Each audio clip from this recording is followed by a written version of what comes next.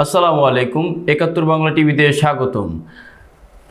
দুর্গাপুর ইউনিয়নের কুয়েত প্রবাসী লিটন এর ঘরের দরজা তালা ভেঙে ঢুকে স্বর্ণালংকার ও নগদ টাকা লুটপাট করে নিয়ে যায় এক ডাকাত দল।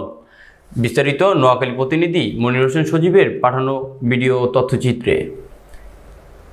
বেগমগঞ্জ দুর্গাপুর ইউনিয়নের ৫ নং ওয়ার্ড ইদ্দিস কোম্পানি বাড়ির সাবেক চেয়ারম্যান প্রার্থী বিশিষ্ট সমাজসেবক ফয়েজ আহমেদ এর চাচা কুয়েত প্রবাসী সুলতান আহমেদ লিটন এর ঘরের দরজা তালা ভেঙে ঢুকে স্বর্ণালংকার ও নগদ টাকা লুটপাট করে নিয়ে যায় ডাকাত দল। প্রবাসী স্ত্রী সাংবাদিকদের জানান, বাচ্চা অসুস্থ থাকার কারণে চিকিৎসার জন্য ঢাকায় গিয়েছিলাম। ঘরের তালা বন্ধ ছিল। ডাকাত দল ঘরের তালা ভেঙে সবকিছু নিয়ে যায়।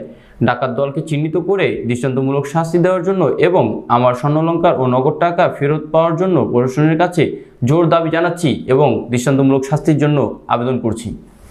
বাড়ি থেকে সুলতান আহমেদ লিটনের ওয়াইফ বলতেছি, আমার গত রবিবার রাতে সন্ত্রাসীরা একদল সন্ত্রাসী ঢুকে আমার ঘরে হামলা করে।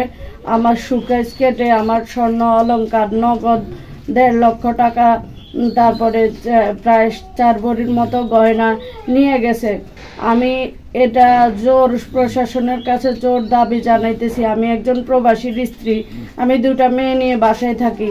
এখন সব মিলিয়ে আমি দাবি জানাচ্ছি প্রশাসনের কাছে, যাতে চিহ্নিত এই সন্ত্রাসীদেরকে চিহ্নিত করে আমার জিনিসগুলা ফেরত পাই এবং উপযুক্ত শাস্তি পায় এরা।